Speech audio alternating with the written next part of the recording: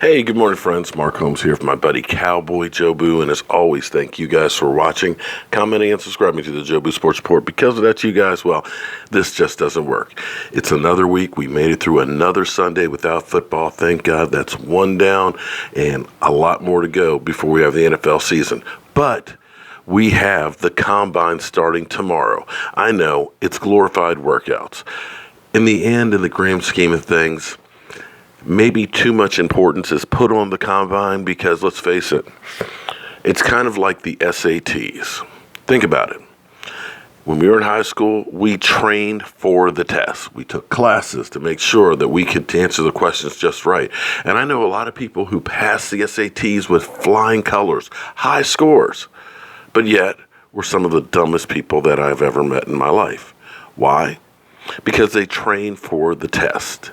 They knew the ins and outs and everything else, exactly what they're looking for to pass the test without having real knowledge. And friends, that's the Combine. You have college players that will literally train for the test. They'll be working on their 40 time.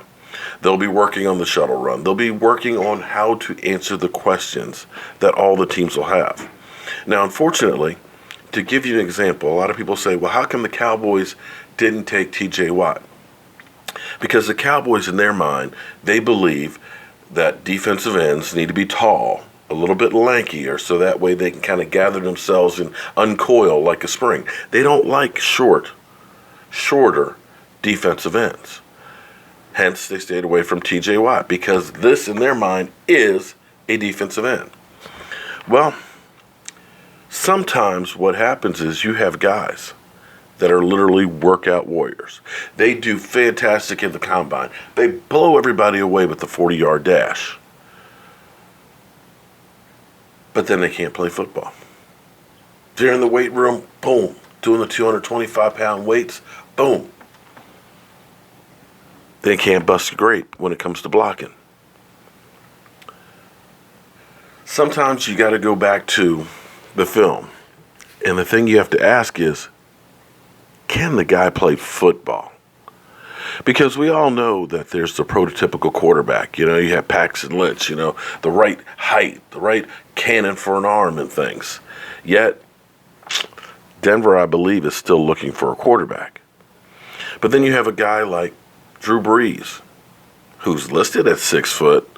But I got to tell you, I've stood next to Drew Brees, and I'm about 5'10" and a half on a good day. Can't say that Drew Brees actually towered over me. Yet Drew Brees has been one of the best quarterbacks over the last 10 years. So you have to get out of the stereotypes. And the bottom line you have to ask is, did that guy perform? And can he perform at the next level? So yes, the Combine, and for us fans, it gives us something to talk about, is a tool. It is an opportunity to meet these players and get into their heads. But it shouldn't be the be-all, end-all on what they do as far as being an NFL player. So we'll see how much some of these players start just jumping off the charts, and now you'll start hearing about a lot of new ones. And we'll see which ones they'll say is, oh, that guy kind of fell. His 40 time was a 4.9. He's too slow, yet in college he was getting 15 sacks.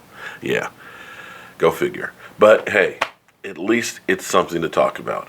And also, too, guys, here's the other big thing that happens now. This is an opportunity for teams to start talking to each other and start to working on some trades. Yeah, trades and different moves and stuff. So look for a lot of stuff to be happening this week. And with that being said, they keep telling me, don't quit your day job. So it's off to work I go. I'm Mark Holmes. This is Cowboy Joe Boo, and I'll see you guys later.